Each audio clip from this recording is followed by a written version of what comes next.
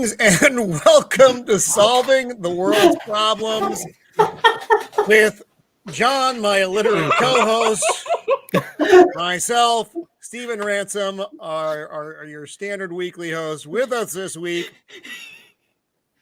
we have from the UK, Mr. AWK. Alex, welcome. It's good to see you. It's a late hour over there. We're very happy to have you with us this week.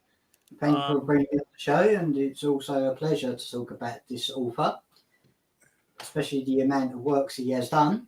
So, I've got this guy over here. I know. That is a very nice Dracula cover. I am actually kind of envious of that Dracula cover. Really, just if we're being honest, it's really nice.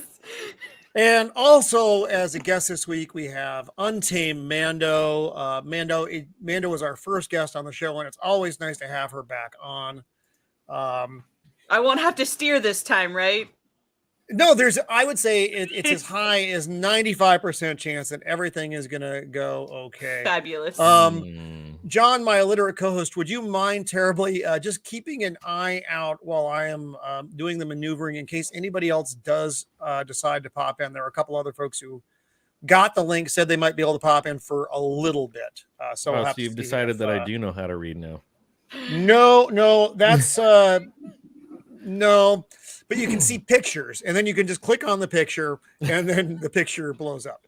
Wow, that's pretty good. Stephen, how are you doing this week? I'm still recovering from the image of John wearing glasses, holding a book. But other than that, I think I'm doing pretty good. I should be recovered in a few minutes. It may take longer than you think. It's because it's an unnatural image for your brain to hold. It's like a talking frog. It's just not right, so it's peculiar and it hangs out there. Yes, I just compared you to a talking frog. So, I mean, it wasn't. At least you didn't say toad. You just said frog. I mean, it's better than a toad. That's fine. I'm actually really blind, but I wear contact lenses because if I wear my glasses, you can see the reflection of my ring light and my monitors. Yeah, I'm realizing this is why you guys don't see me wear my glasses very often. It's just my contact tried to scratch my eyeball the other day, so I'm like, I need my glasses right now. Yeah, I've been really blind since I was 14. So yeah, contact lenses. Yeah. Let's see who we got hanging out with us right now. It's not a huge crowd, but it is solving the world's problems. So we've got Jacob Ironside. Good evening, Jacob. Jay, the deep-minded, she is with us from week to week, and we always appreciate that. And we'll see if some other folks pop in as the time goes on here. I did put out my ugly mug on Twitter at least 27 times today. Yeah, nobody wants to see that. I hate you so much. It's almost indescribable. We're like I've finally determined that we're like the two old guys from the Muppet Show. Yeah. Well, here's the thing I have noticed, John. You're slowly inching closer and closer towards Roman, and Roman's slowly inching closer away.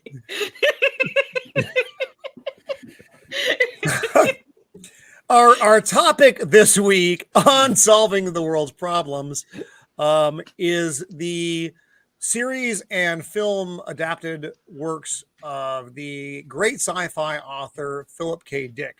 And we normally do a run through of current events going on the week, but we have kind of a lot to cover in our hour or so. But there was one that I came across today and couldn't not talk about. And yes, it did horrify me to discover this.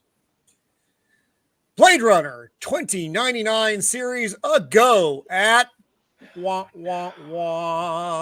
Amazon. Is it featuring your favorite guy, Ryan Gosling? I don't think so. Though he is a replicant, so he could be. So do we know who's the director?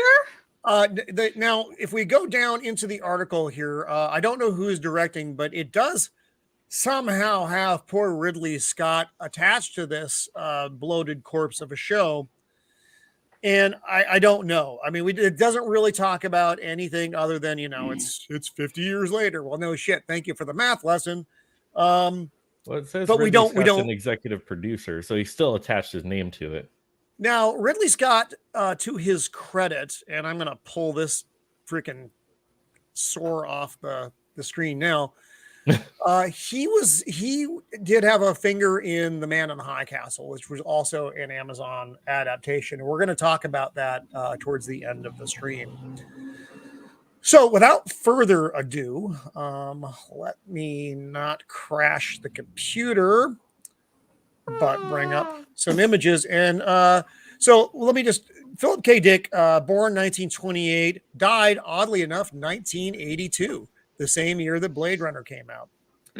Wrote 44 novels and about 121 short stories, focusing on nature of reality, perception, human nature, and identity. Drug abuse, authoritarian governments, altered states of consciousness, all of these. So he was like 1984, basically, kind of. So he basically predicted the year 2020. Yeah, well, I mean, he and Orwell, their topic lines, while different, had a similar vein. You know, the dystopian, nightmarish future, which we currently inhabit. And that's a party for us all, I think. So the first one we're going to talk about, and I'm going in a chronological order of these films. We've got Jim the Viking here. Yay! Oh, holy crap! He just popped into the private chat and like, what in the world? Jim! Hey, didn't mean to be here to disrupt the show, but I've heard what you were talking about, and I agree with it. Philip K. Dick is literally part of that crowd with Heinlein, Arthur C. Clarke, the whole thing. Just so amazing, describing or coming up with new ideas they had no foundation for, but being able to describe the future and adapt it and like incorporate it such an early stage. I'm hoping I'm making sense on that, but oh no, you absolutely are. So he started publishing in 1952 at the age of 23. So he was a young man when he actually got into the business, and that was, of course, you know, in the sci-fi magazines back in the day. But that's how a lot of these guys got into the business. I feel like most of them, though, probably were doing some sort of drugs, some sort of thing that kind of distorted some of their. I would separate them a little bit from. His name is slipping me now. Hitchhiker's Guide to Douglas Adams. He was definitely consuming something to come up with that kind of storytelling, but I don't think Clarke and those people around that era, and even the early ones that was writing Flash Gordon and all of that stuff, and what's the guy going to Mars? John Carter. John Carter. That was not medically induced. That was creative people being kept up with science and then building the next layer on top of that. Of course, those authors wrote about a much more bright and vibrant future than the ones that Philip K. Dick and like authors brought to us, which was actually, they brought us a more realistic future, unfortunately. Yeah, sadly, Philip K. Dick is more on the AI, machine learning, whatever we hear today at work. It was like, we just go and it's like, we have no clue what you're talking about, but we have read the stories some 3 decades ago. We're not optimistic about what you're trying to do. Yeah, like I feel like when, you know, I forget who it was, creator of Facebook, whatever his face is, talking about like, you know, going into the metaverse and all that stuff. I'm just like, there's a movie about that. The Matrix, you know, kind of like talks about what happens when we do things like this, or like, you know, like AI, like technology, like where, you know, your Google Assistant or whatever is supposed to be like super intelligent. I'm just like, I feel like there was a movie about that. I mean, Terminator was kind of cool and all, but all these things, just kind of the great not AI paying assistant in 2001 killed the entire crew. Hey, Right. Zach, stop! Thank you for dropping by, brother. It's always good to see you out there. Yeah, Hell 9000 or whatever it was, but most of us geeks, we've read this story sometime before. And it is thanks to authors like Philip K. Dick. Yeah. We did read it. We saw it. We heard the message. We got it. And we're going, I'm not going to develop that for the future. It sounds like a bad idea.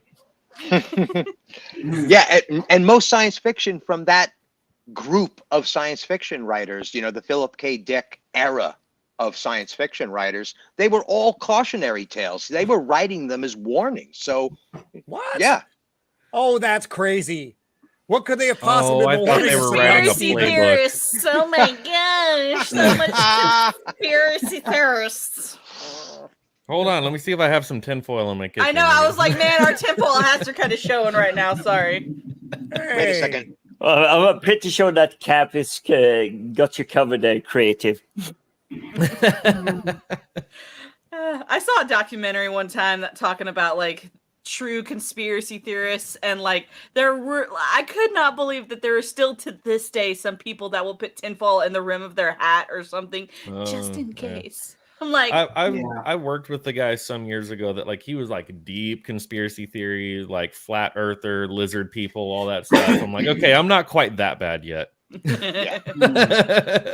But what will it take? What will it take?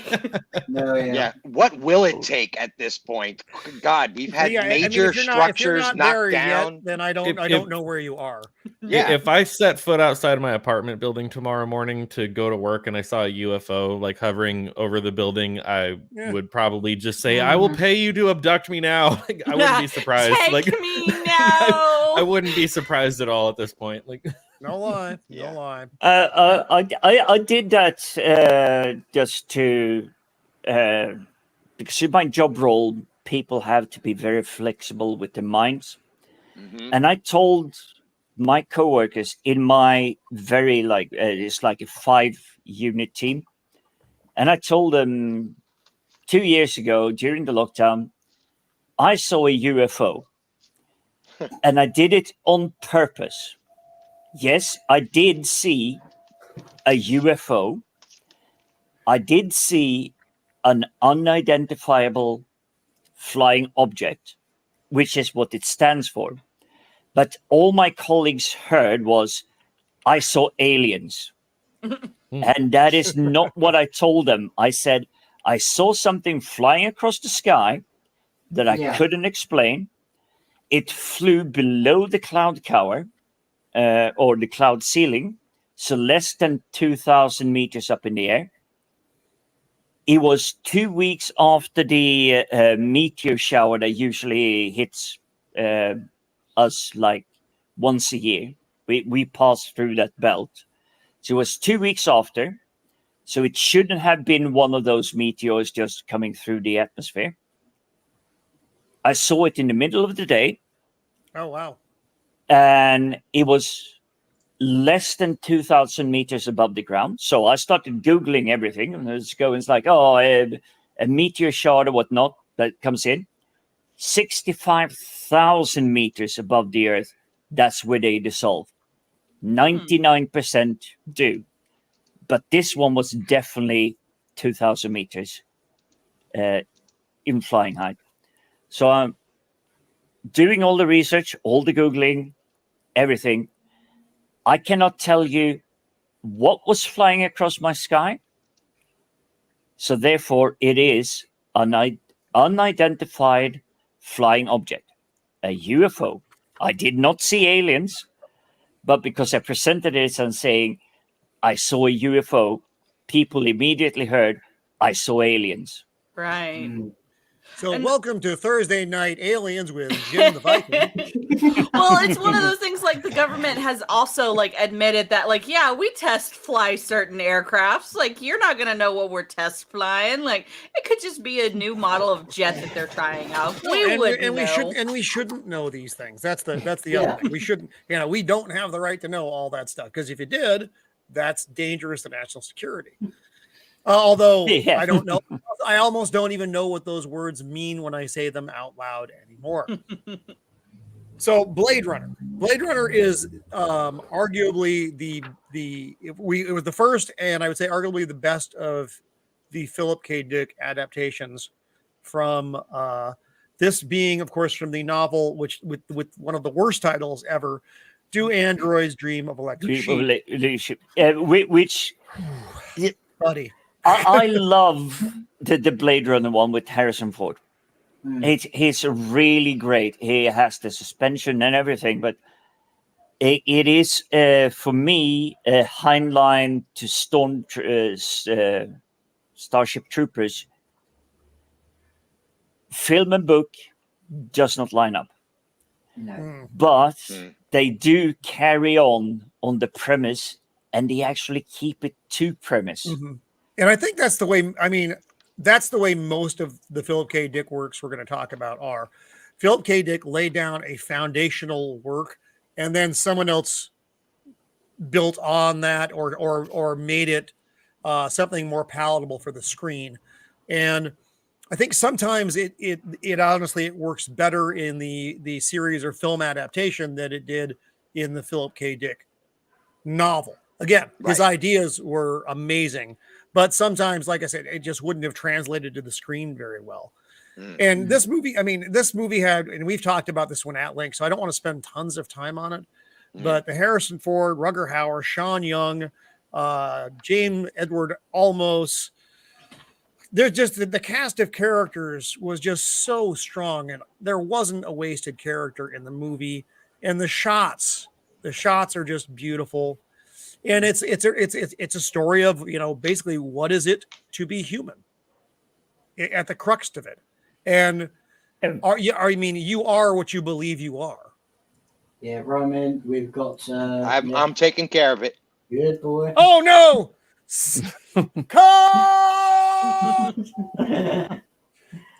But Thank you. The Blade Runner film, I didn't like the new one, but the old one is so visually stunning. You cannot believe it. Yeah. And I actually thought the visuals in the newer film were nice. The problem was the story in the new one lacked any depth. And John has heard me go on about Ryan Gosling. You love many times. Of Ryan Gosling. I don't think the new one was wrong. It was missing Mr. Vangelis from the Greek islands, because his synth music and everything just have that ability to bring things to life. Mm-hmm. Rutger Hauer is my favorite in this. Harrison Ford for me is like he's a side note. Rutger Hauer is stealing all of it.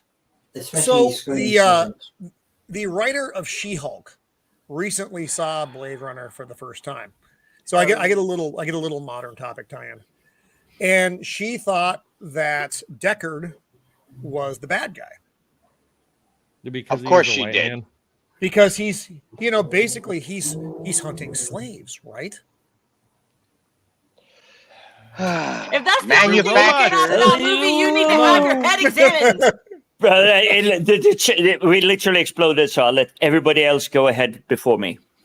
This is just like I feel like I don't remember how or why this came up, but I feel like something came up on Monday where I also said it's like this is exactly why aliens keep passing us by, because even if aliens were to come to Earth right now and try to exterminate, stay away. If aliens from outer space came to Earth right now and had plans to exterminate the entire human race, they would probably still have an advocacy group of somewhere out there protesting for outer space aliens' rights. Yep. Well, they have to eat too. God.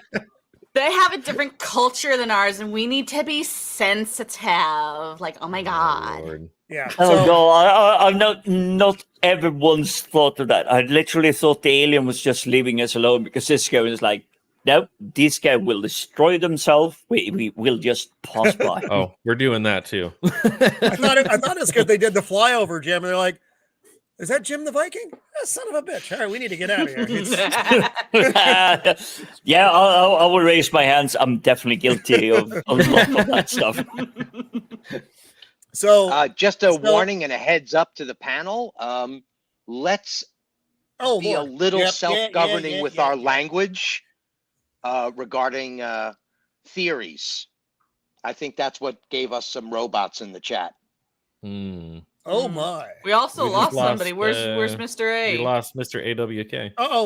Let's keep an eye out for Alex. He'll be back, I'm sure. He is British. Well, I'll definitely be sure to keep my speaking to a minimum because I know I attract these. Shall we say? It's true. Optional office dress code. Yeah. I mean, I'm the only lady in the panel, so like maybe it's me. Maybe they're like, ooh, there's a lady. They have a girl on their panel. They have a girl. I'm pretty sure what they're selling is not for you. I mean, you never know. Jim, what are your thoughts on the She-Hulk thing, on the infantile brain of the writer? Oh, God, shall we? I like David E. Kelly. So everything from Ally McBeal to Boston Legal, I like the courtroom drama. I like that kind of nonsense, but they have nothing of that. Yeah. They should have had Judge Judy direct She-Hulk. Yeah, but they literally have She-Hulk, attorney at law. Just go, it's like, where's the law? Yeah. Where's the intelligence? Where's the arguments? Yeah. I was leaving that a little bit too long, but it's literally as much law as Sylvester Stallone in Judge Dredd going, I am the law. It's like, no, you're not. Like there are so many good courtroom like sitcoms out there. Judge Judy, Judge Joe Brown. Oh, I forget the other judge, but like there's so many. They could have just been like, okay, we're just gonna kind of more or less copy the lovely and talented Ally McBeal. Like they'd just be like, oh, it's just She-Hulk, but she's a lawyer. That's cool. So like if some stupid person is giving a horrible defense on the stand, she just hulks out and says, stop your lying. That would have been entertainment. But oh hey, Nosferatu the vampire. Nice to see you, brother. The problem is I can go on for She-Hulk about She-Hulk for quite some time. Clearly, as that's my Thursday mornings are dedicated to it. Remember, I watch, so you don't have to. You're a glutton for punishment, sir. And I will forever thank you for doing the watching, so I don't have. Well, Roman, I don't even have my coffee yet. you were the obvious choice. I mean, you're so tolerant of John. She-Hulk should be a breeze. You know what She-Hulk can do that John can't do, though? What's that? Read. Okay, so on to our next film. You know what the worst part of all is? I never learned to read. I really thought you were about to say, so brilliant. John can't twerk. I thought you were going to say that because they do that in the freaking thing. No, the funny thing is, John actually can twerk. I have seen it, and it is horrifying, but less horrifying than She-Hulk. Let it sink in. Let it sink in. Let it go deep. It's because it's so CGI and it's so horrendous. No, it's not good. There's nothing good about that show. Not one effing thing. Especially not the most recent episode, apparently. Oh, wow.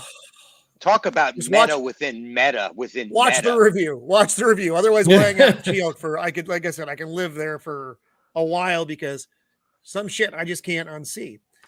So, Total Recall from 1990, based on the novel we can remember it for you wholesale. And this was, I think most of you are familiar with the Total Recall film. This is an is he or is he not movie, because you never really know. He goes, Right. he's a guy who has an ordinary, dull life, and there are these places, Total Recall, that you can go, and they'll implant a memory, so you think you've had these experiences. The problem is things can go terribly wrong, and your mind can have a schism, and now you don't know what is real and what is not real. So Wade may be a secret agent. Quaid. Quaid. I'm sorry, not Wade.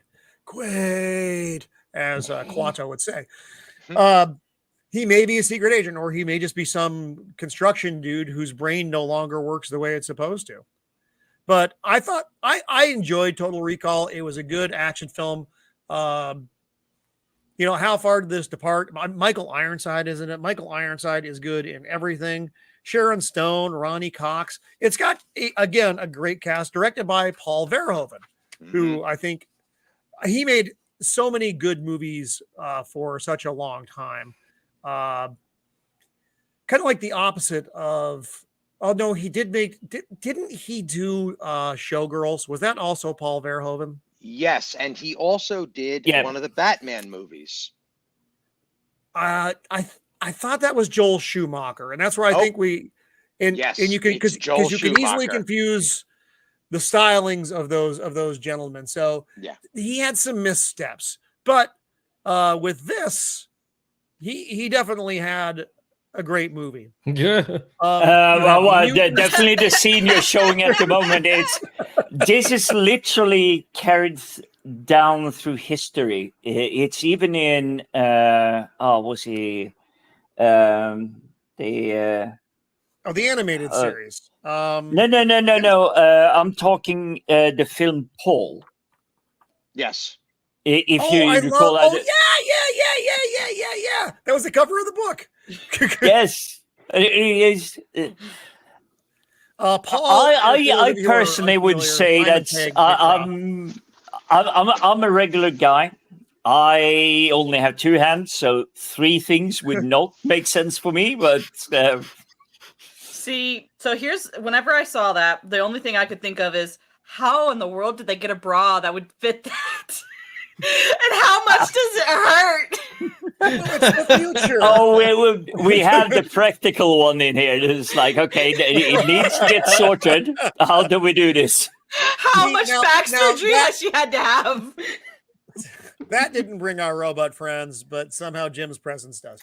So this movie had a lot of really fun elements. The whole Mars element was cool.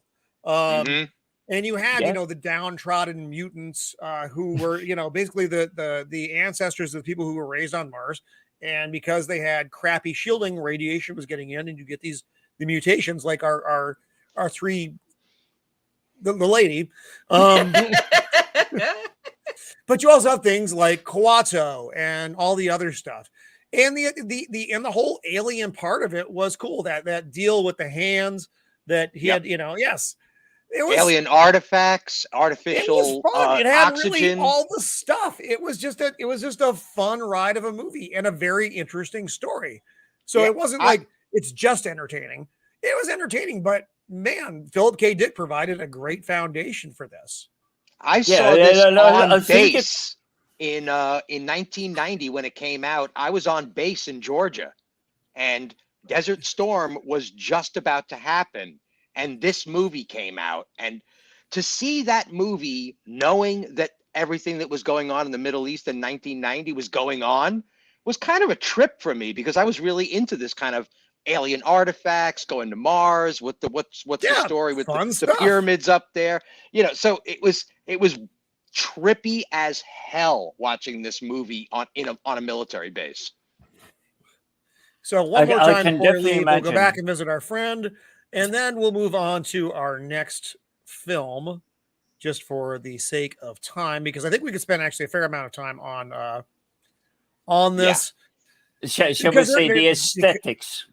They're just so and the other players in this, Michael Ironside as the agent who's working against Quaid, Ronnie Cox as the boss, Sharon Stone as his wife, who's actually an agent as well, who turns against him. That poor Doc who had the bead of sweat come down, and that's what cued him as to, if it was a dream, why would you be sweating? John, you're familiar with this film, right? I'm familiar with this movie, yeah. And the big question mark at the end of the film as to whether or not it's a dream, whether or not this is real, is this a trip, is actually the answer to Philip K. Dick. That's actually the Philip K. Dick answer is you don't know. There is no way to know. Exactly. That is what he did with a lot of his stories. It's was it actually real? Yeah. Because he tells you initially, here you have the build-up, and then there's the split. Yeah. So this is dream, and this is reality. You chose to take the dream, so you would think that the dream is the real thing, and you're following the path of the dream. But did you actually start the dream? That's the question. Yeah. Yeah. And when did the dream start? Was it before you decided to go with the dream? It's like, were you already living in a dream in the first place? It's like all of those things are just hanging in the air. It's what he did. It's the voice he had for science fiction was, I can't tell if I'm even for real. It's all too far beyond me. And we'll get more into that. One title after another gets into the subject. Right. I think it's really similar to how we talked a lot about on previous streams about Christopher Nolan movies, like the movie Inception. I think of all of them, Inception very much ended with a leave it up to the audience. Like, what do you think happened? Memento to a lesser degree, but very much Inception. Like the way like he spins that top and then the credits roll, and you're just like, well, let's leave it up to you. You decide. What do you think happened? Right. Sorry about that, guys, but I've just threatened the broadband the modem.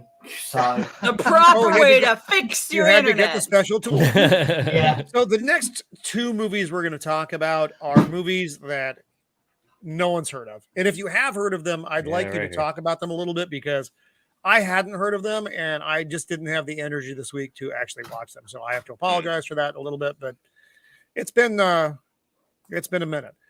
So Screamers, and that is not it. Oh, that's not it either. Nope, that's not it. Here we have Screamers. Screamers one I remembered not vividly, and I haven't seen that one in maybe 15 years, but it was still one of those, is this actually where we are? Or is this just someone having a bad nightmare? And this movie came out in 1995, based on the 1953 novel Second Variety, but it did star Peter Weller of RoboCop fame. But I was 3 years old when this movie came out. Yay! Woo! Thank you, Mando. Not helpful. Not helpful. Roman, you're old. Wow. So, Mando, you were the screamer at the time. I guess so. So Jim the Viking has seen it, but no one really knows this one, right? Am I on? I'm not a horror. I read enough Edgar Allan Poe in high school. I never want to see a horror movie ever again. I watched the movie, like the Telltale Heart or whatever was made into a movie. I watched that in class, and I was like, I'm never watching any horror ever. I never knew they made that into a movie. It was either I think it was the Telltale Heart. It was like an old 50s black and white. There wasn't really any talking. I'm not with you on that one, but I will say what put me off on horror films was watching Lord of the Flies in school. Wow. Yeah, that is for me forever. It's like nope, not watching that genre again. Lord of the Flies, oddly enough. So the next one I'm going to jump into real quick, because it's another one that if you've heard of it, did anybody actually who saw this movie? The one man in our chat who you think probably would have seen this movie.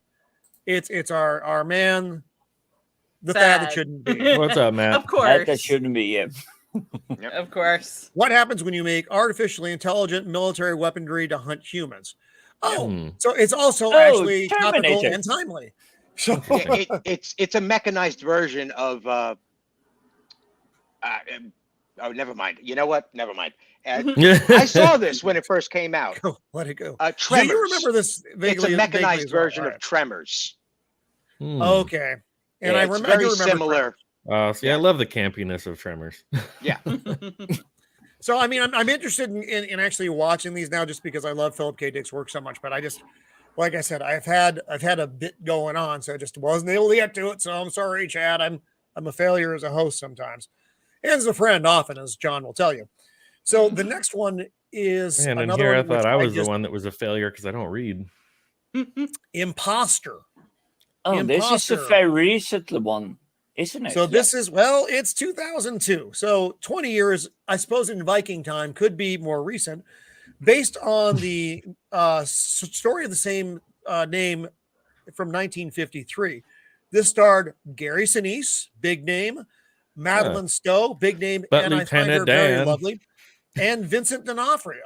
So that's a pretty heavy cast, and it's. I saw this in the theater. Attacked. You saw this?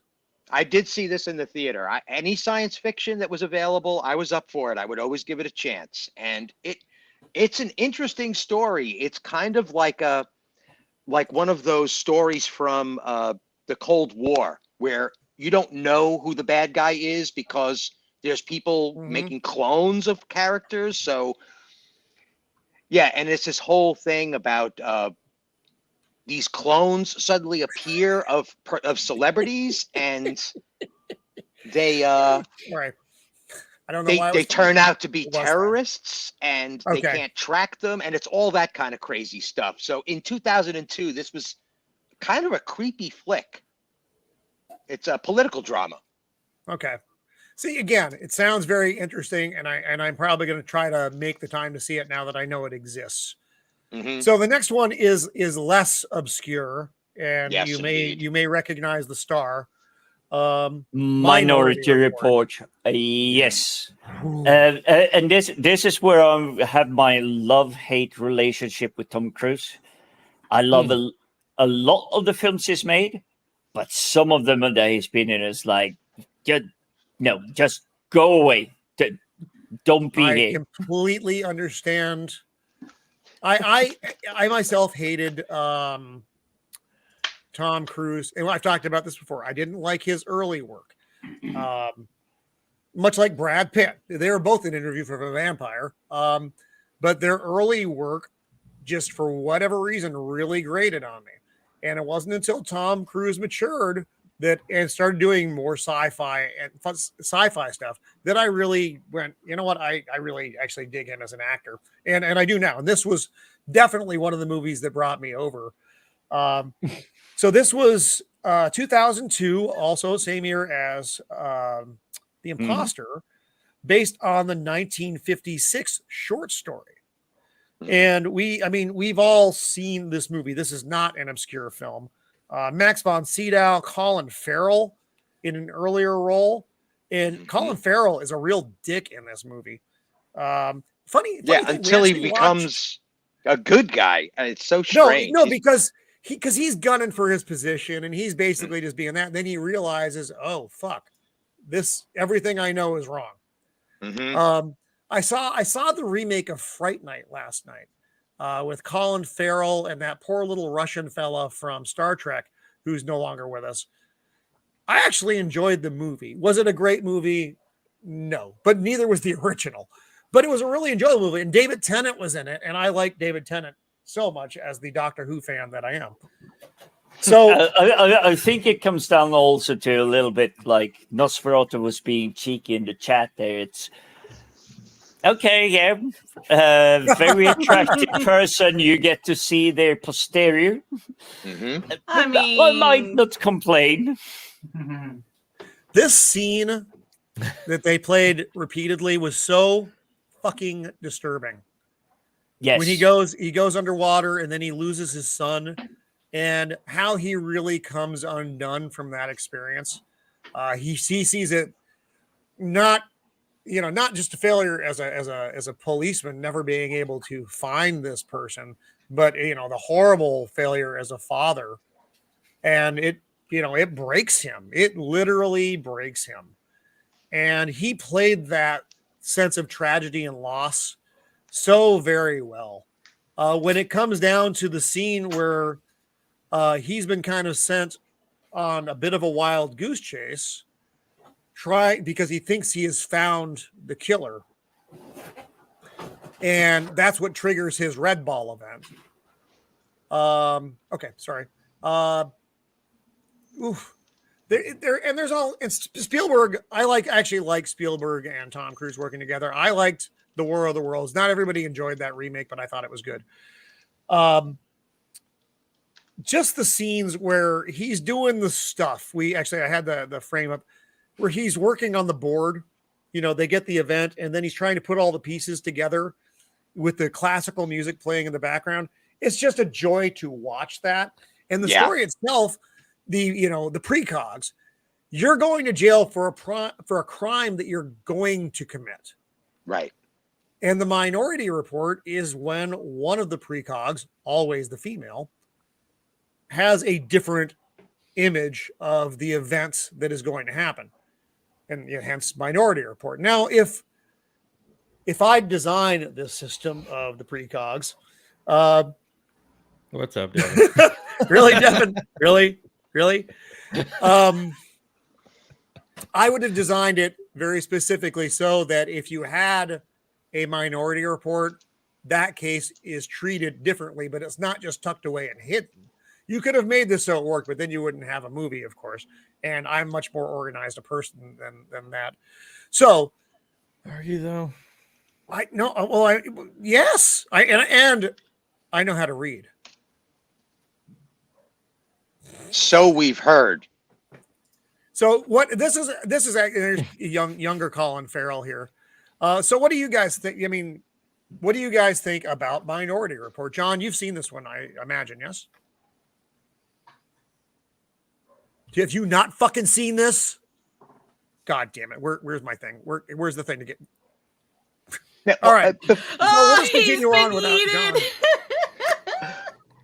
Before we get too far into it, I wanna know what Mando was going to say about Nosferatu's comment about alleged Kidman's butt.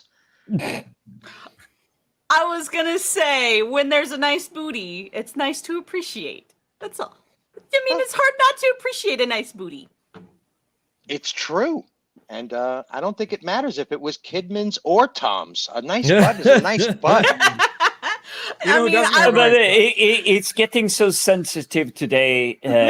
I hate it, but I do have a very lovely lady. She's married. She's got kids. She's happy with her family and everything. But she's going, it's like, oh, those jeans really makes your butt look good. That's. I mean, it's the in same the office. I can't respond back.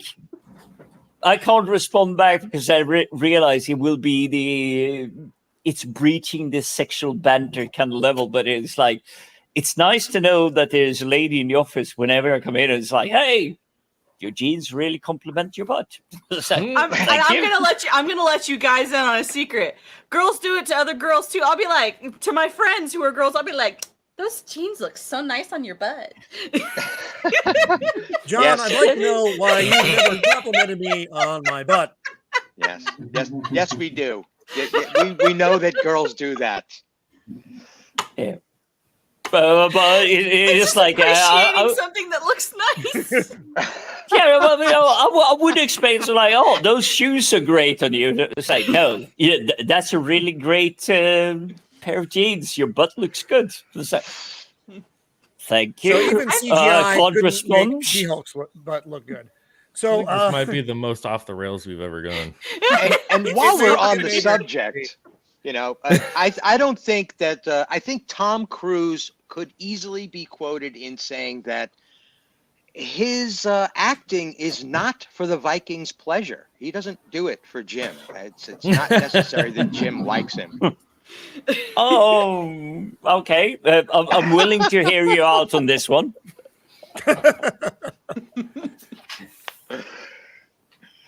So you know what I'm picturing? Jim and Tom Cruise in a room, and Tom Cruise is now standing on the couch, shouting down at Jim why he should like him so much. Yeah, What right. with that fucking crazy dead No. doll smile? He needs the sofa just to shout level at my face. I just appreciate the fact that this is Vikings all, are the best. This is all love taking me the some attention off Vikings. the fact that I have not seen this movie, so this is great.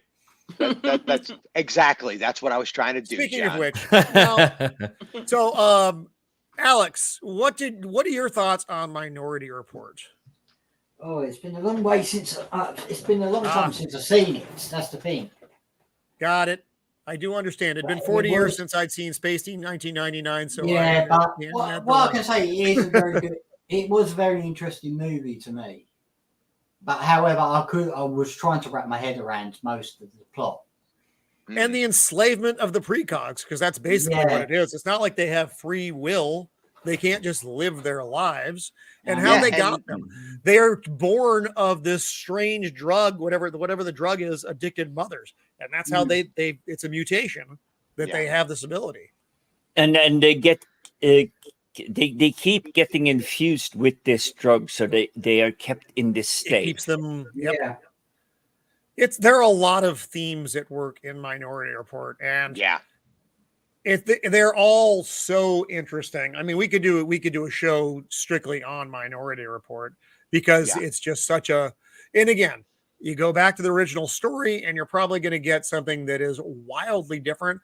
But Philip K. Dick was fantastic at laying foundational work, and his ideas. He has another story which I'm not going to talk about that involves something like an ice cream truck that plays music and picks up children when their parents decide they're done with them. Oh my God. That sounds like an amazing service. It's a scary, you forgot to mention the red balloon. Yeah. We forgot to mention an island of undisclosed location as well. No. It's nothing like that. It's not even. It's a post-birth termination thing. Right. Except parents can decide, and then the ice cream truck, it plays the music and everything. It's a terrifying image that Philip K. Dick has written with this. But they haven't. I don't think they'll ever be able to turn that into any kind of feature. Yeah, I think not to diminish what Stephen King did, but there was a lot of authors before him that managed to play the danger, like the really deep and dark danger, well before he did. He just had the good fortune of finding a couple of stories that really brought it to life. So for me, Stephen King is someone that stands on the shoulders of giants and brings really great stories to life. I mean, couldn't we say that for like all of us in quote unquote like modernity? Like most of our ideas and our thoughts and just our storytelling like stands on the shoulders of those before us. Well, you did have the guys. I agree with that. I agree with that, but in terms of someone that has been so prolific as, say, Stephen King, he's churned out so many novels, but I read them and I'm just going, haven't I read this before? Haven't I read this somewhere else? It's just a different twist on that topic. And I'm the one that is based around Arthur C. Clarke, Heinlein, Philip K. Dick, Raymond, all of these sci-fi thinkers. And it is just because I'm so interested in the sci-fi part of it. Yeah. Yeah. The speculative part. Exactly. I'm a massive fan of the fantasy worlds, but it all circles down and when you literally dig into it, it all goes back to J.R.R. Tolkien. Yeah. It And Tolkien always got comes his back to ideas from someplace. So Yeah. it just keeps going back. Oh, damn it. We're good. We're Did good. We're someone get the working on box? them. Thank you, thank you, thank you, thank you, thank you. Well, what I was going to say is that it's like every author going along and taking inspiration after inspiration of what they've read in the past. Mm-hmm. And they've created their own worlds out of it. So but the thing is, where does it all lead back to? Who was the one who created this type of worlds, and that gave inspiration to everyone else? Well, it's interesting. Go ahead. Sorry. Philip K. Dick is almost entirely unique. With the exception of the entire genre of fairy stories, where some creature from the fairy realm would steal some kids or abduct a wife or double cross a king or a monarch or some nonsense like that. Philip K. Dick took those types of stories and wrote it as a sci-fi instead. No magical items, it's not an isekai, which is a person falls into a fantasy realm. It's Philip K. Dick is layering another reality on top of the reality you hope is real. Yeah. So it's interesting. He is a very unique author, and he really did dig his own trends and his own tropes. So let's move on to Paycheck. This is 2003, short story of the same name from 1953. John Woo directed this. Ben Affleck, Uma Thurman, Aaron Eckhart, and Paul Giamatti. It's a stellar cast for a movie that I don't think really made a whole lot of waves. No. It's a sad thing that I believe it was you, Stephen. I hope it was, because I didn't pay attention, but I heard you speak about it. Is Philip K. Dick did that carving out, despite building his stories on other stories that were being told before. And Paycheck, if you have not seen it, please go and see it, because it is definitely right down that line. It is, are you sure that's the reality? Are you sure that this is not this? Because he's always splitting the stories. He's telling you a baseline, and it goes for like 5 minutes, and then you have one is a dream, one is the reality. The dream is what you thought happened, and reality is what happened. And a Paycheck does that really well. Yeah, so and the next movie really brings it home.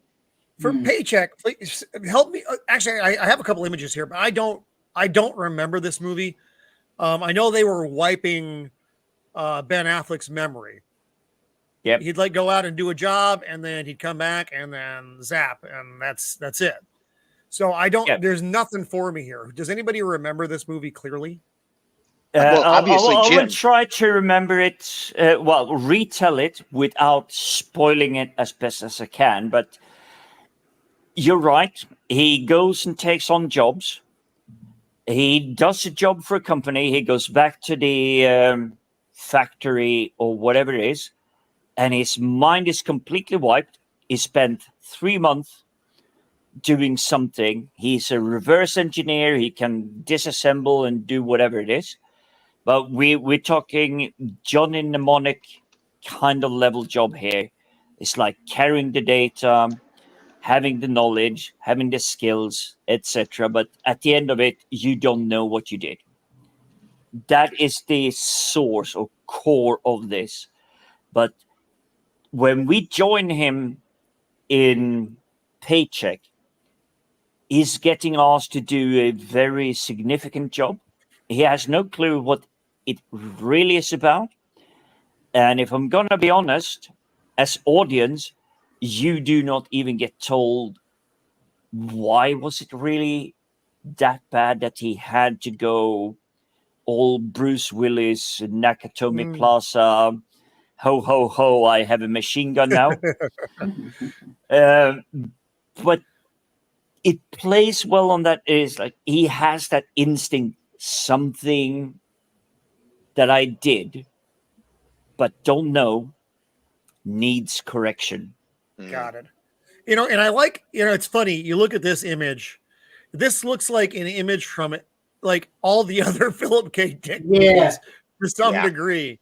And I just thought I thought that was funny, you know, not like funny, haha, but funny.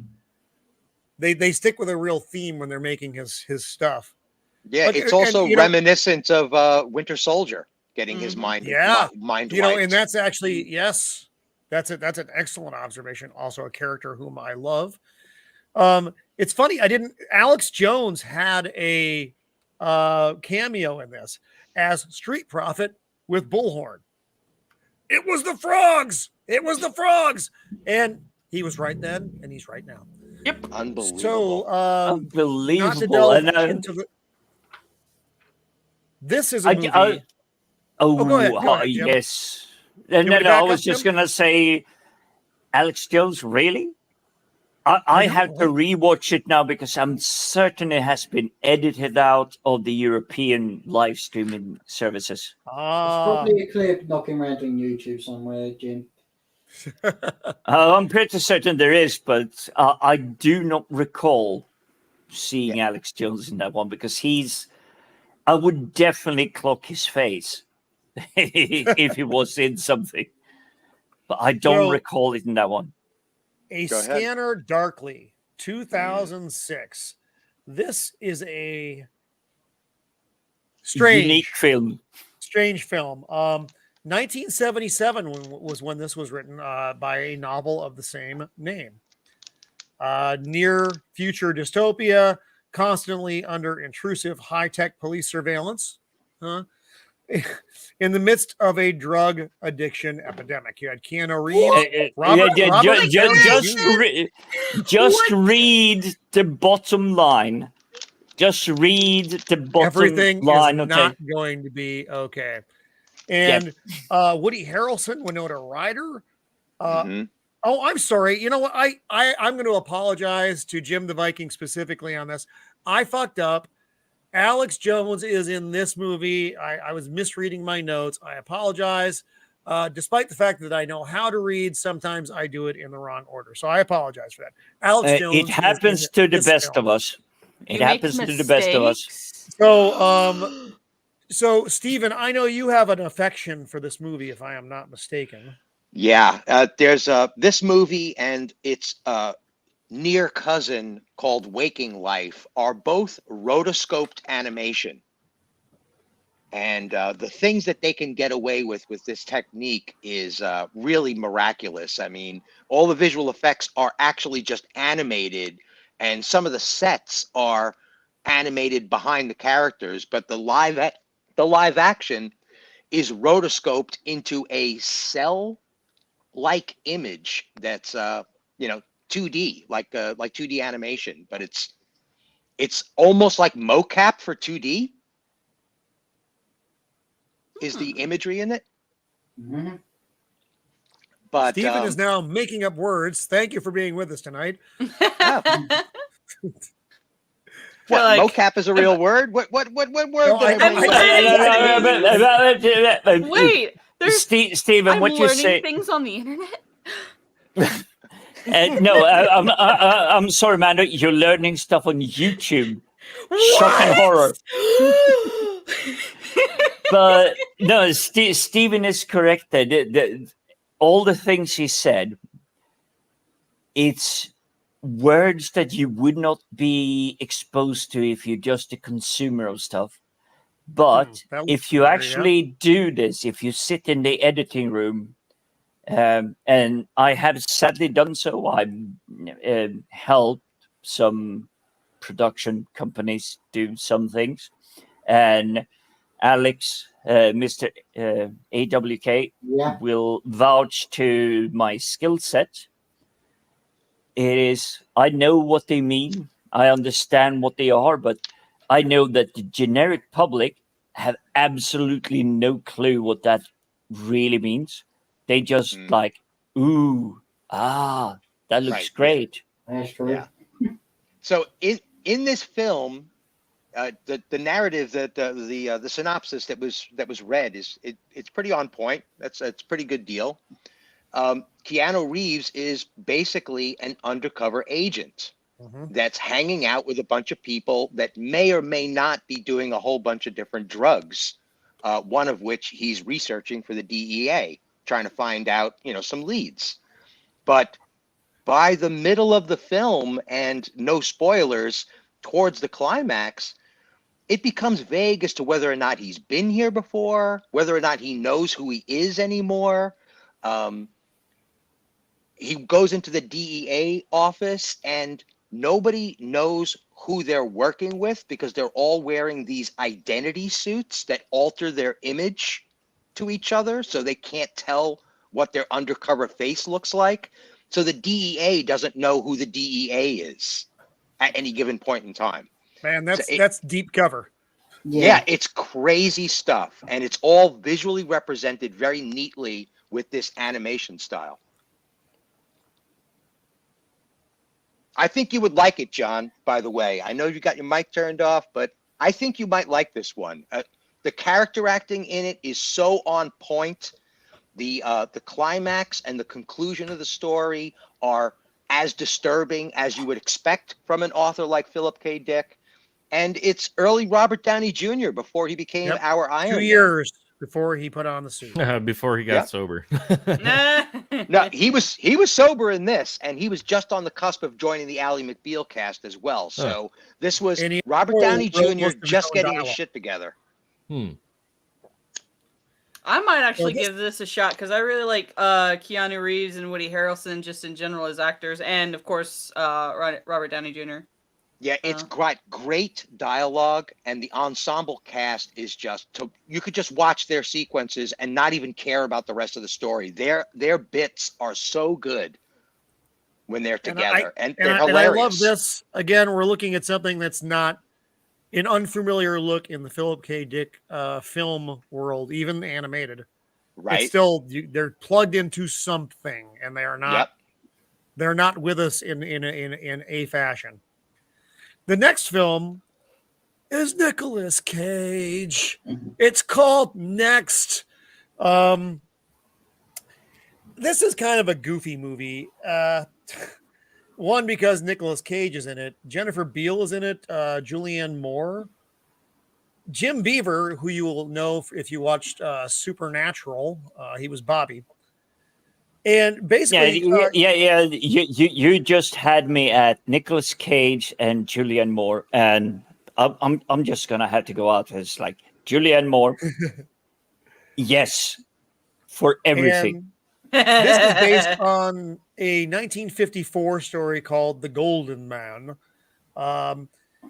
Basically, it talks about precognition in the write up here, and the problem is Nick Cage isn't just a circus performer. He actually has this skill set. He can see into the future. And this was an okay movie. You may or may not have even realized it existed. But I watched it. I thought it was an entertaining film. There are other films that are a lot better, but if you have time on a Saturday afternoon and you've seen everything else and it's on Amazon, I think it's probably worth watching. Next is on my, I would say, guilty. I will watch it once a year kind of thing. It's I really like that film because it has the suspense, and you see that shot that you have right at this moment. He has to solve so many puzzles. To figure out how to save her. Because he doesn't know how, he sees the image, but he doesn't know the how they got their stuff. Right. And then things will come together and he'll start saying, oh shit, we're here. and he knows what's coming next. But he doesn't know what to do because. But it's like I said, it's an entertaining film, and so Yes. I would give it a go. Like I said, if it's a Saturday night and you have some time, it's worth it. This And next I'm gonna movie- throw in a- I Oh, agree. go ahead. I highly recommend this. Watch it just once, just for, even if it's just for hey, it's a Johnny Cage film. Just watch it. It's really well made. It's got a good plot, and you actually feel and you actually have a sense of danger, which I so much want Hollywood to bring back. I want to feel a sense of danger to the heroes. Mhm. They Yeah, can't where you because don't- that you would don't bring know they're about gonna make negative emotions. Like the generation, I guess, of now that can't handle hard, strong, complicated emotions. Everything must always be happy. Yeah. And this one doesn't promise you happiness. I know it's not a Philip K. Dick one. I believe it's actually a more modern writer, but it is about a guy that can see not death, but he can see the Are you people that talking will about Dead take it. Zone? No. This is the guy that was playing Chekhov in the new Star Trek films. Okay. He died a very tragic death in real life, but he played in Odd Thomas. Odd Thomas is what the film I've is seen called. Odd Yes. Thomas. That's a great movie. Mm-hmm. It's an absolutely amazing film. I was actually bawling my ass out when I got to my the conclusion of it. Yes, without spoilers. Oh my God, the end rips your fucking internals out. It's a rough one. Yeah, it literally goes in and like grabs your heart out. It's like boom. see it coming. Yeah, that was Wow. sad. Yeah. And So, for Mando, anybody had who you hasn't seen seen this? some of the films that we're listing off here, and this goes for John and AWK and anybody else in the chat or in the audience that's trying to figure out whether or not they should even bother with these films. They're all thinking films. Yes. One thing you could guarantee about this is that you will be talking about it afterwards with somebody and just being like, wow, not just that was really weird. It's more like, I think I've got a grasp on what this is all about. Like you did with The Matrix, like you did with so many other films where like The Shining was Jack in the hotel the whole time. That kind of a thinking man's movie, thinking person's movie. Is Philip K. Dick, and all of these films in their own ways are really, thought-provoking. Yes. Yeah. We're going to be on the last of the movies now. And I just recently saw this, and this is the one that I was talking about when I said I had no idea this was a Philip K. Dick story. I will have to agree. I did not know it was Philip K. Dick, but it definitely had his feel to it. Yeah. Once I feel you like get I have there, seen some of this. Like as we're going through this, I'm like, I think I've seen that. I just don't remember when or where. Like, Yeah. Because I love like those movies that make you basically question your whole existence. Because that's kind of the big question. this does that. Am I real? Am I not? Is this real? Is that real? Like, it just makes you answer the most primal question inside the core of your being. Am I real? Is reality around me real? And I like stuff like that. So. Philip K. Dick was amazing on that. And I think Adjustment Bureau is the prime example of that. It's that there's other forces controlling you. They say, okay, you saw your dream girl or your dream boyfriend or whatever it was, and then they get away. They get away. You never get to see them again, and that is what this one does. And it doesn't. It doesn't mean that the forces playing it are nefarious. It's just that we They're don't want sticking to you the to plan. we don't want you to meet this individual. Right. Yeah, Because it's the monstrous part of the show is that the Adjustment Bureau, which is an actual bureau in the storyline, is so benevolent that it's almost monstrous. Yes. Yeah. This is based on the 1954 short story, The Adjustment Team. And it's got Matt Damon. I have to do that every time I say his name. Emily Blunt, Anthony Mackie, before you saw him as the Falcon, Terrence Stamp. It's a very good cast in this film. Emily Blunt is particularly good. And Matt Damon is a politician who's trying to, he's getting set up to be the guy. And he meets this dancer lady. And then these men in hats show up and they are determined to keep them apart.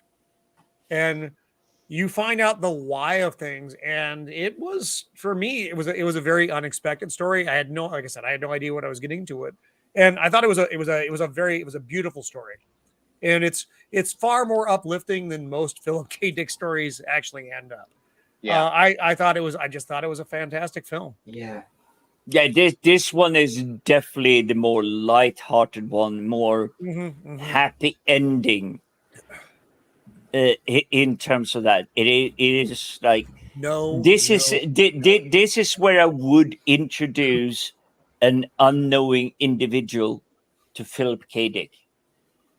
I would go this level and then sink them deeper through the oh shit, these are complete nightmares. Because be honest, Philip K. Dick, yeah, his last name is definitely making him live up to it. It's not inappropriate. It's not inappropriate, but you're really getting sucked in to some really nightmarish concepts. Yeah. I don't think it's ironic that you could actually alter his name slightly and turn it into Filet of Dick. Wow. That took such a turn. I think so McDonald's rapidly. will mark I you didn't for see that coming. right now. That was That's for no McRib, my Nosferatu. friend. Oh, God. Wow. Moving on from that Dick to another Dick. Now we're done with the movies. That was the last of the Philip K. Dick movie adaptations. There have been 2 series that have been tied to him. One, they're both direct. One was the anthology series, which we'll get to last, and the next is one of my favorite bits of TV for 3 seasons. Season 4 was not good, and I admit that freely. The Man in the High Castle. The Man in the High Castle is the story of what happens if we lost World War II. I would highly recommend that you read the books. I watched a little bit. Very different. Like we've said, it's so different than the series. The series was so different than the book. In this case, I think the series was vastly superior to the book, at least for those 3 seasons. Season 4, something went terribly, terribly wrong with the production heads, and they took a turn, and characters were no longer doing things that the character story arc was building to, and it went sideways and a half. But seasons 1, 2, and 3 are incredible. Rufus Sewell as Obergruppenführer Smith. He was an American Army captain who, like many of the Americans after they lost the war, went over to work for the people who won. And it's hard to judge too harshly in that kind of instance because they bombed Washington. They nuked Washington. And that was that catalyst event, which was different in their timeline. But I think this is more heavy hitting for people in the United States than, say, here in Great Britain. No, and that's probably very true. Because the Third Reich actually managed to reach the shores of America.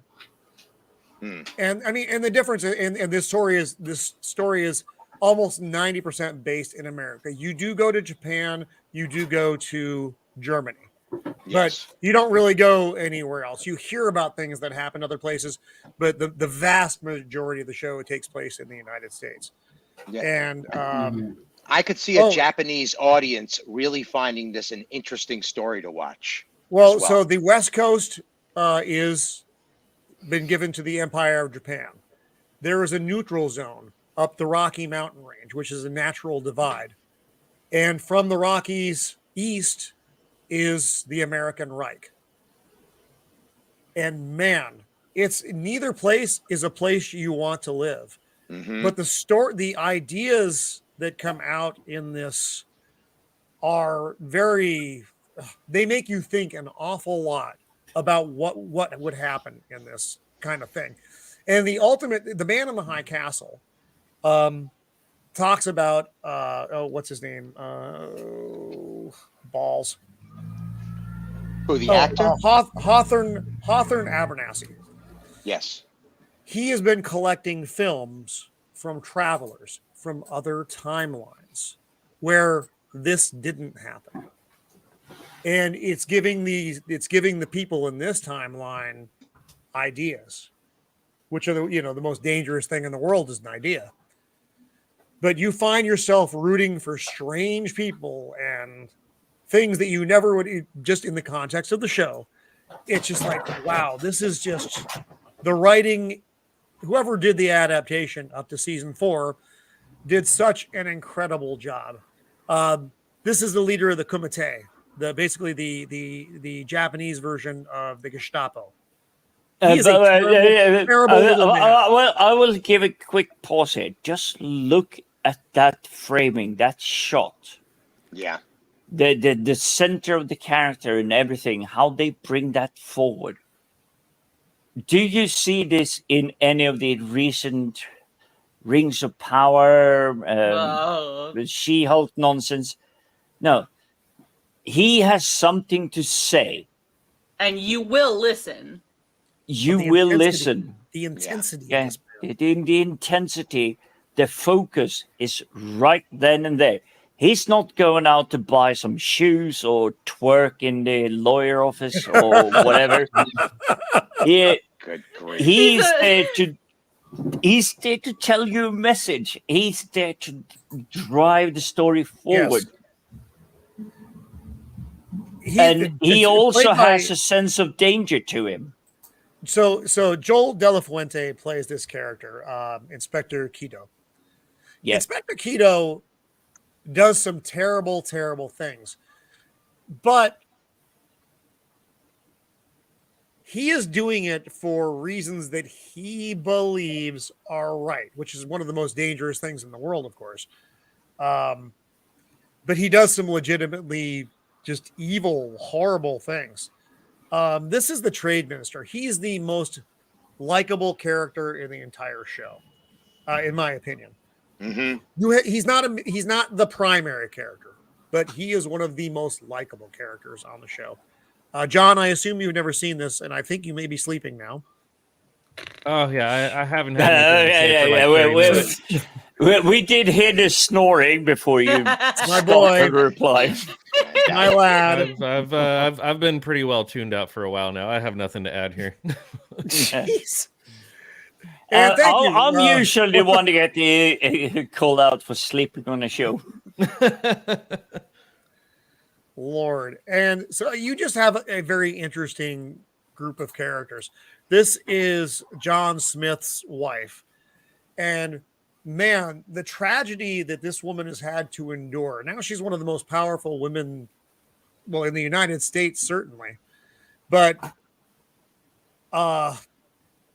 the tragedy she has endured to get there, and then even after she gets there, she is an incredibly well-written character. And I like the way they made her look. She's an attractive woman. She's not gorgeous. She looks appropriate for someone who is married to Rufus Sewell in the age that these characters are. And I think that's really fantastic. But this is another one of those shows that, like I said, doesn't have a wasted character. Season 4, I can't defend.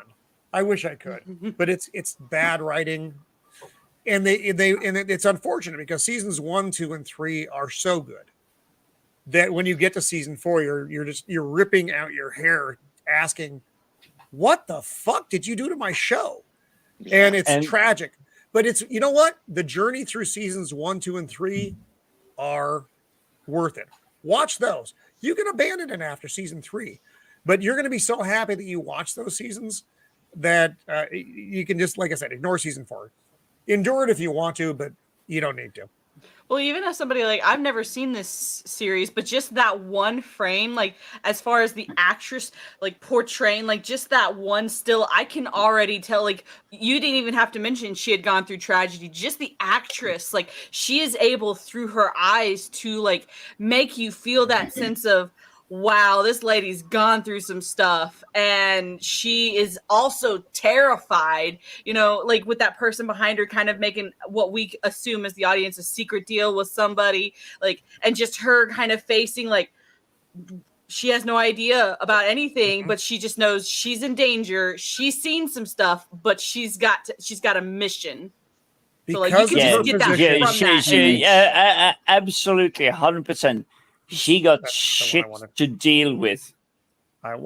She knows that, but she's just going, I have no clue where to go from now, but I will go to it. So this is your the sheer determination that you see on the left one. That is determination. That is leadership. That is someone I would follow, because they're contemplating A, B, C, D, X, Y, Z.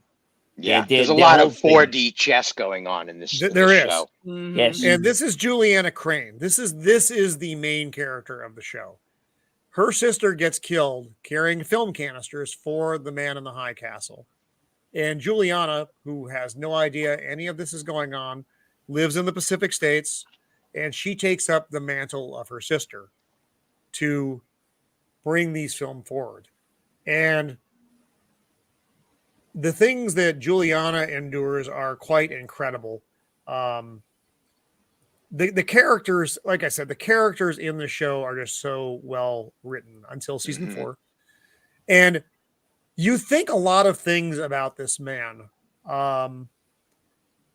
I mean, that is a perfect shot, and Rufus Sewell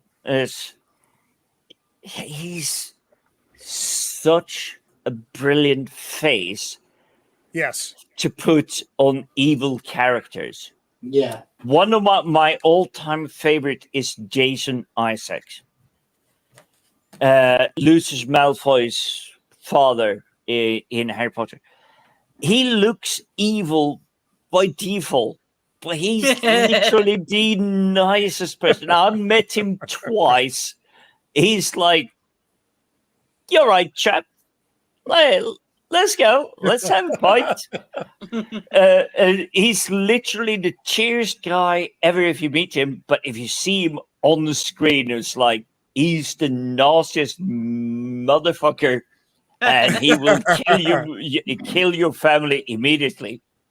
He just and not think twice face about it. Exactly. And Rufus here, he has the same thing. He looks absolutely Nazi to me. I cannot deny it. He's sitting in that Gestapo uniform. I believe him. He doesn't have to speak. I believe him. He's still a morally complicated character, which is very interesting. Because you don't just deal with him in his role as Obergruppenführer. You deal with him as husband and father and, man who used to serve the United States. There are layers upon layers on this character, and they throw it all away in season 4, which I can never forgive them for. But seasons 1, 2, and 3, again, if you haven't seen it, definitely give this your time. It's so worth it. And we're gonna jump into the last thing here because we're coming up on an hour and a half now. Yeah. Philip K. Dick's Electric Dreams. This was an anthology series in 2017. Some of them were good. Some of them I thought were less good. Yeah, I never saw these. No, it's worth checking out because I mean they're not terribly long. There's only, I think maybe 6 of them. It's not super long. So just kind of, this is the one. The androids went bad and took over the Earth. It was almost like an Amazon story, except Amazon ends up killing all the humans and taking over the world.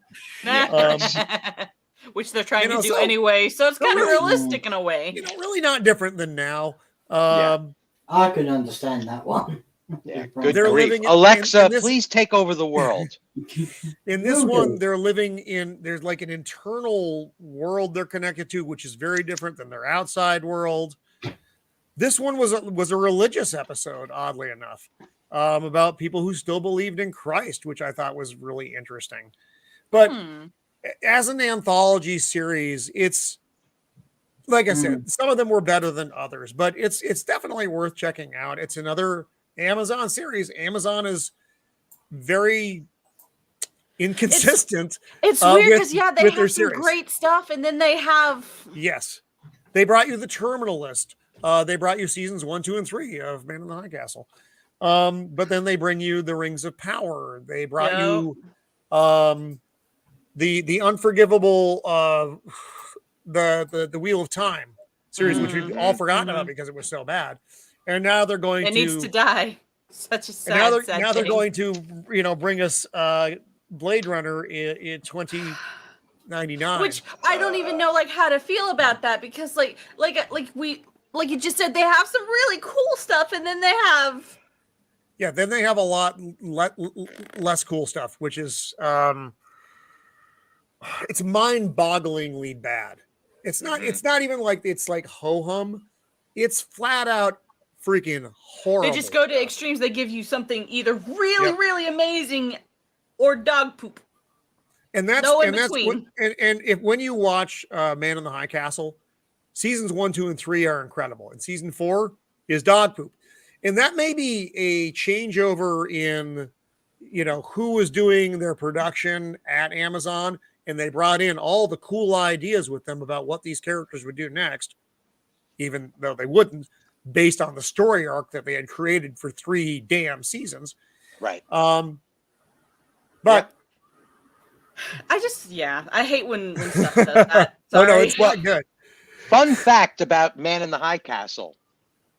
It's all 4 seasons are based on a short story that you could read in 15 minutes. It's a little longer than 15 minutes, but it's but not it is a much. short story. No, it's not. I've actually, this is one of I've actually read this one. And again, it's a very, very different adaptive piece. Yeah. The concepts are there, but the execution is very different. And I thought kudos to the writing staff for those first 3 seasons, because they basically took something that was a kernel and grew it into a whole bowl of popcorn. Blew it up into a universes. Yeah. And they did such a good job, and then they fucked it away. Yeah. It was. But yeah. They're not all home runs, but man, they were doing so well, and then they just cocked it up. But yeah, production design was incredible. It was. Yeah, the look of the show was magnificent. When that Concorde landed in San Francisco, it's ironic. It's like so many elements of the future in this alternate reality are all the dreams that should have happened, like moon projects, large architectural things like dams that would provide power for all of Europe, and all kinds of wacky stuff. It's great. So again, we talked about an awful lot of material tonight. Yes, and I want to thank everybody for who joined us and who's going to watch this later, and hopefully get some cool ideas of things to watch. Philip K. Dick was undoubtedly one of the most influential sci-fi authors in the 20th century. He came along later than a lot of the other guys did, but his ideas were so unique and so valuable to now, literally right now, Philip K. Dick's ideas are relevant. So they're definitely relevant today. I will give a slight nudge to Heinlein and Arthur C. Clarke, because they had the vision to bring stuff forward and experiment. And we're talking about artificial intelligence these days, machine learning. These are the guys that dreamt about it 40 years ago, 4 decades plus. And so I'll let you round it up, but I'm just saying these. No, Jim. No, you're right, Jim. These are the great authors. If you haven't read them, you need to. I've read Clarke. I've read Heinlein. I love Heinlein, and of course, I've also read Philip K. Dick. These are the ideas. These are the dystopian. Some just fascinating forward sight from futurists. But tonight we discussed, like I said, an awful lot of material, and I would think if you haven't seen some of these films, watch them. There's a couple that I wasn't familiar with, and I'm going to go back and watch now because I want to see the ideas that were being put forward as far as, the imposter, screamers, military tech gone too far when you don't know who your enemy is. These aren't, some of these ideas aren't new, but the way Philip K. Dick likes to present things often is. So thank you for hanging in with us while we talked about all this stuff. I'm going to go around the horn real fast to my poor illiterate son first. John? John, are you there, son? Oh, sorry. I just woke up from my nap. Earth the John! Earth the John! You still here. What do you Next got week, going on, what do you have John? going on, buddy? The Mixtape Mondays with my grouchy old co-host here, as well as Steven, usually. I don't know what we're talking about this week, but we'll come up with something. Actually, you might not even be joining us this week. It's a possibility. I may not. So and the daughter of viewers the will Empire will be visiting skyrocket. starting this weekend, and then John became the superstar. So I may not be on anything next week other than my review shows. So just as a heads up, maybe I will, maybe I won't. It depends on how much she'll tolerate me. So all right, so Mixtape Mondays for sure. Like I said, we could be doing a Thursday show next week, but I don't know. So I'll just Steven, run it for you. It'll be all right. if you can do it, take Actually, over. It's all yours, baby. I'm going to pass this on to the bottom row, starting with Mando, because Jim and AWK can cover where I'm going to be for the next couple of streams. So, Mando, what are you up to? Well, I said behind the scenes a little bit. This past couple weeks has just been really busy, so I haven't been doing a lot of streaming. And I think I did my first stream in like almost a week and a half yesterday, and had computer issues, of course, which is what happens when you stream. But I primarily stream on Twitch. And for those of you who maybe don't know me, my screen name is The Untameable Life. So if you see like Untamed Mando, The Untameable Life, same person. I'll be streaming tomorrow on Twitch, probably sometime like 11:30 Central Standard Time in the morning or something like that. Just playing games, hanging out. I usually do a Saturday show with my friend Arkasul, but I don't know if I'll be doing that this Saturday because my life is still crazy. But yeah, just I like hanging out. I'll be in different chats here and there. You'll catch me just kind of poking around in the internet. But yeah, that's the only thing I for sure have nailed down is my stream tomorrow. So we'll see. I might just throw like a random stream in someplace else and try and figure some stuff out. And I will eventually be doing reviews on the Rings of Power. Yay. Oh Lord! Yeah, nice. They're supposed to. I was supposed to have already. I was supposed to already have these reviews out, and life just kind of smacked me in the face and said, "No, we don't want you to go down that rabbit hole just yet." Well, God bless you and Godspeed. Go ahead, Jim. What do you got? So as you know me, I'm usually hanging out with the live stream with PJ, maybe. And that's alongside Mr. AWK and Roman of the Empire and Stephen Ransom. You guys have joined us lately. We started the stream I don't even know how it started. It was just like I caught up with PJ, and it just went. It literally started from there. I've been trying to spin up time to do my own stuff, but I just don't have the time, because the guys at the PJ Maybe stream, which is Let's Talk Geeky and the Wednesday stuff, I'm just running out of time, because it's like, watch this TV show, watch that thing, watch that TV. I know how you feel. Hey, I know how that goes. Exactly, but I still love it, and I actually feel honored to even have been able to join this stream this evening, because it's great that you were able to show up. Yeah, I know it's like, you know, the wee hours of the morning for you and Alex. So thank you for joining in, both of you. It's so much fun to have different perspectives when we're talking about these topics. So it's cool. And just to also clarify, tune in to Jim's Monday show when he talks about aliens. PJ Maybe we're streaming at 8 p.m. GMT, and that translates roughly to noon Pacific Mountain Time. Yeah, that is correct, and I do apologize, because it would literally be like the lunch break for most of the American working people. But if you can join, please do so, because it's usually a festive geek fest. It is a lot of fun. Yes, it's a lot of fun. Yeah. How about you, Alex? Okay, my name's Mr. AWK. You find me on the channel FFSI, and also with PJ Maybe on his channel now and again.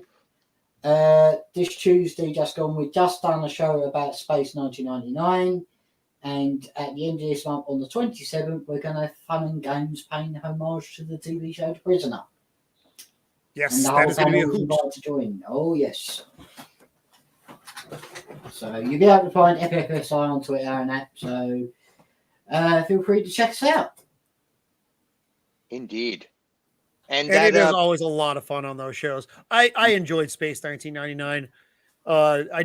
Doing the review with you guys was just so much fun, because everybody had such good insight and ideas about what different people on the show meant to them, and just, you know, the interactions on the space, you know, on the moon, and, you know, did the science make sense and all that stuff. It was just so much fun. And every Saturday is just always a free for all. It was always a lot of fun. And, you know, Jim and his Ming and. Well, be careful about that name, but yes, the Saturday that we do is absolutely free for all. We'll try to begin with a topic, but then it's squirrels. Yes, yes. We're literally going everywhere. There are no rules for the Saturday stream. Clearly. So on that note, thank you to the panel tonight, Mando, Jim, Alex, my two co-hosts, Stephen and John.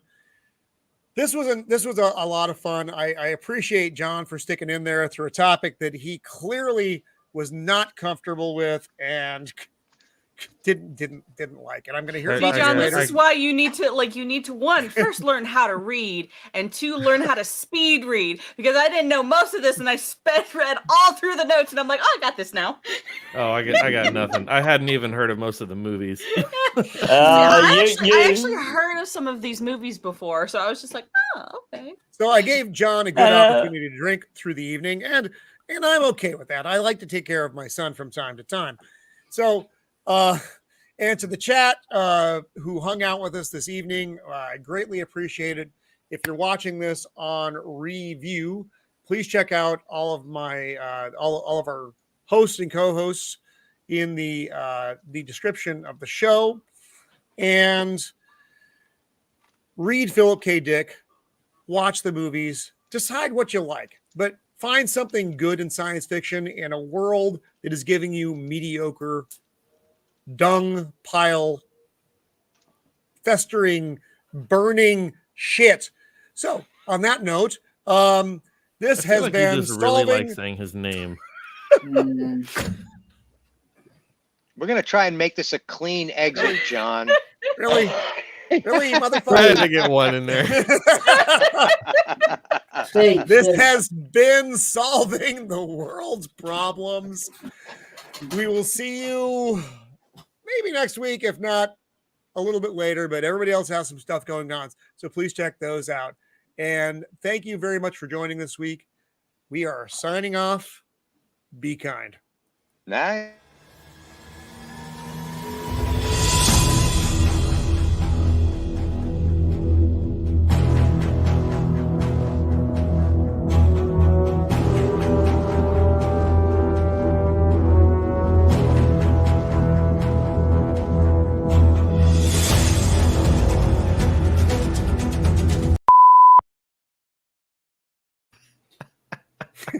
You need to press the end button.